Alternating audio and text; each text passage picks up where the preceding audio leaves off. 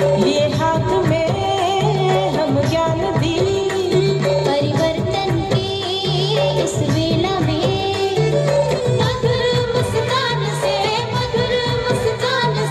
करते हम स्वागत आपका। शुभ स्वागतम, शुभ स्वागतम, शुभ स्वागतम, शुभ स्वागतम।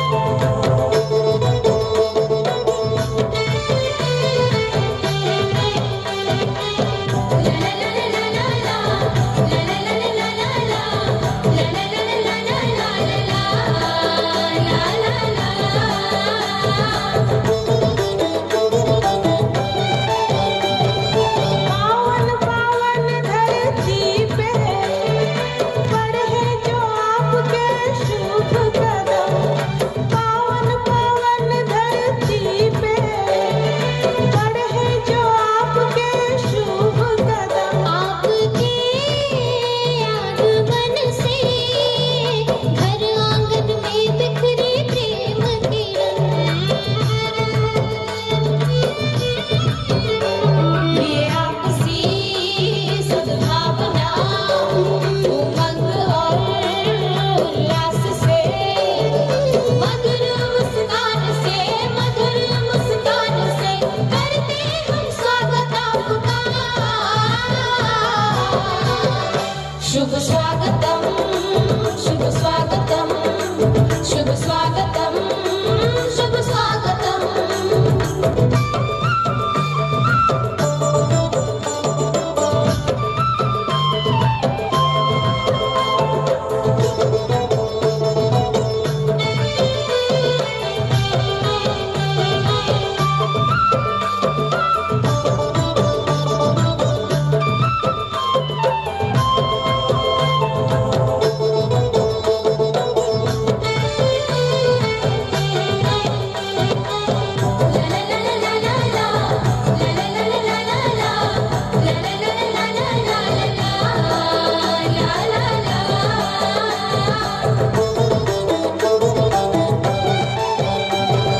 फूल फूल फिर मुस्कुराए, दुआओं की बरसा बरसाए, फूल फूल फिर मुस्कुराए, दुआओं की बरसा बरसाए।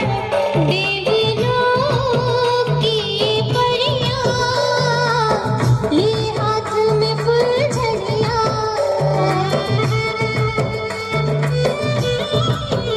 धन्य धन्य है भाग्य हमारे, आप जो यहाँ पर पधारे। मधुर मुस्कान से करते हम स्वागत आपका। शुभ स्वागतम, शुभ स्वागतम, शुभ स्वागतम, शुभ स्वागतम।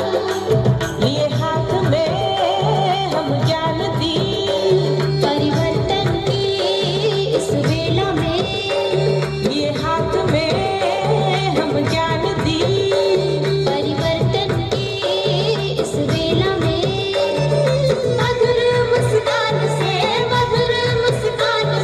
करते हम स्वागत आपका। शुभ स्वागतम, शुभ स्वागतम, शुभ स्वागतम, शुभ स्वागतम, शुभ स्वागतम, शुभ स्वागतम, शुभ स्वागतम।